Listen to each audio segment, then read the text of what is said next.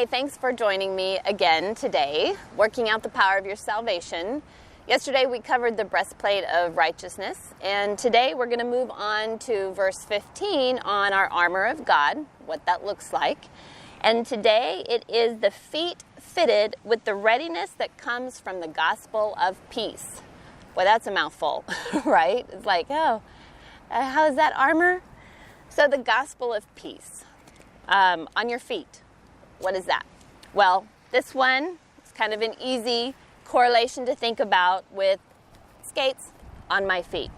So what started happening with my skates that I had when I first started skating, they were really old skates, and about the second and third practice in, I was having problems, and my coach said, oh, your trucks need to be tightened, and I'm all, my what?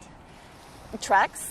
Yeah, you need to go tighten them or check your bearings. And so I started learning lingo that I'm like, I don't know what you're talking about. So I had to be shown what everything was called and explain my plate and what was loose and the tools. And eventually we had classes on how to maintain our skates so that they were skatable.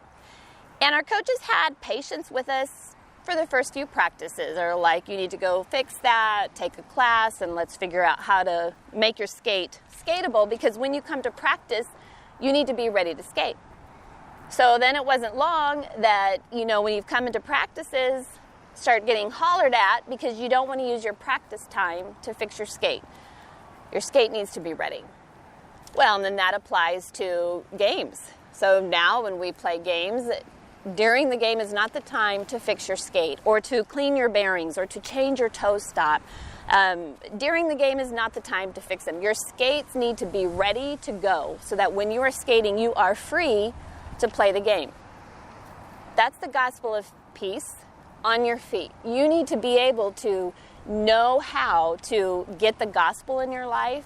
What is the gospel? So that as you go out through life, the gospel is allowing you to be free. But you're not going to know that if you don't know how to get the gospel and how to take care of it in your life.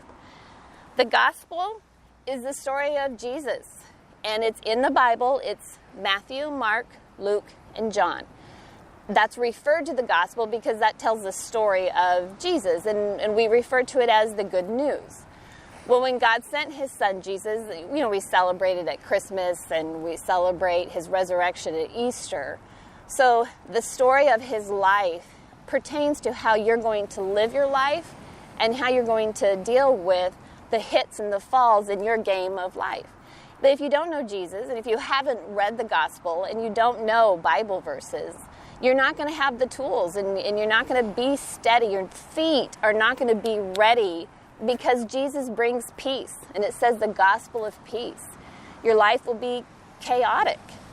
So what you're going to do is you're going to go and you're going to read Matthew, Mark, Luke, and John.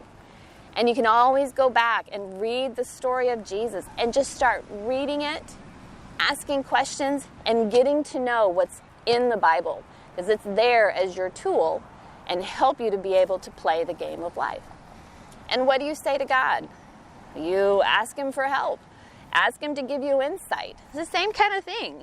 I didn't even know what tool or where it went to fix my truck. And so you've got to ask for help. And how do I do this? How do I tighten it? How do I loosen it? What's it there for? You got to start asking and getting in the Word and reading the gospel. And Jesus really did do that. And why did he do that? And read about him and ask questions. And that is what you pray. Ask God to give you insight into his Word. And you'll be surprised how faithful he is. So that's breaking it down today, one day at a time. And I look forward to seeing you tomorrow.